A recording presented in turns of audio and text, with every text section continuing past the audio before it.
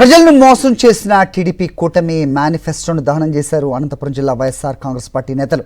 Party జిల్లా అధ్యక్షుడు అనంత వెంకటరామరెడ్డి ఆధ్వర్యంలో అనంతపురం అంబేద్కర్ విగ్రహం ఎదుట వెన్నుపోటుకు 2 ఏళ్లు కార్యక్రమం నిర్వహించారు. చంద్రబాబుకు మోసం చేయడం అలవాటని మండిపడ్డారు అనంత వెంకటరామరెడ్డి.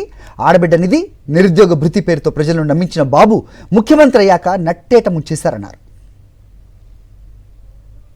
2014 నుంచి 19 వరకు అమలుపరిచిన సంక్షేమ కార్యక్రమాలకు ఈ రాష్ట్రంలో చంద్రగ్రహణం పట్టింది 2 సంవత్సరాలు అయింది. అలాగే వెన్నుపోటు పాలన ప్రారంభం నుంచి ఏ సంక్షేమ కార్యక్రమం కూడా పూర్తిగా ఇవ్వలేదు. వ్యవస్థలన్నీ కూడా నిర్వీర్యమైపోయినాయి. వాళ్ళ హామీలుగానే మిగిలిపోయినాయి తప్ప ఎక్కడ కానీ లేకుండా పోయింది. యువతకి ఇస్తామన్నారు, యువతకు వచ్చేసి 3000 రూపాయలు నిరుద్యోగ భృతి ఇస్తామన్నారు, ఉద్యోగాలు ఇస్తామన్నారు. నిరుద్యోగ భృతి లేదు, ఉద్యోగాలు లేవు. అలాగే ఫీజు రియంబర్స్మెంట్ ఇచ్చి ఉన్నత చదువులు చదివిస్తామన్నారు. ఉన్నత చదువులు చదివించడానికి ఫీజు రియంబర్స్మెంటే ఇంకా 4000 కోట్ల రూపాయలు ఇంకా కూడా అప్పుగా పట్టింది.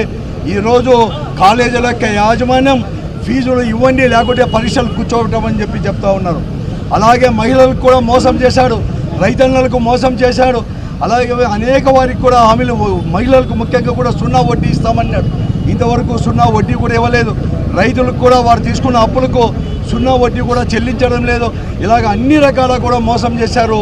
కానీ ఈరోజు చెప్పుకోవడానికి ఏమి లేక డైవర్షన్ పాలిటిక్స్ ఈరోజు 3 పార్టీలు కలిపి టీడీపీ, భారతీయ జనతా పార్టీ, జనసేన పార్టీలు కలిపి కూడా మోసం చేస్తూ ప్రజలను డైవర్షన్ పాలిటిక్స్ చేస్తూ మాట్లాడడానికి ఏమీ లేక, చెప్పడానికి ఏమీ లేక ఈరోజు ఫ్రస్ట్రేషన్లోకి చంద్రబాబు నాయుడు గారు లోనై ఈరోజు జగన్మోహన్ రెడ్డి గారిని వ్యక్తిగతంగా విమర్శిస్తున్నాడు.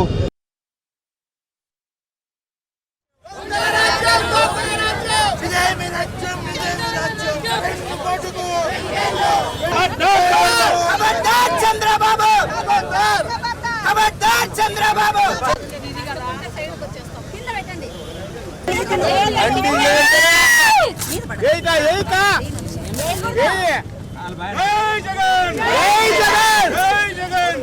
జగన్!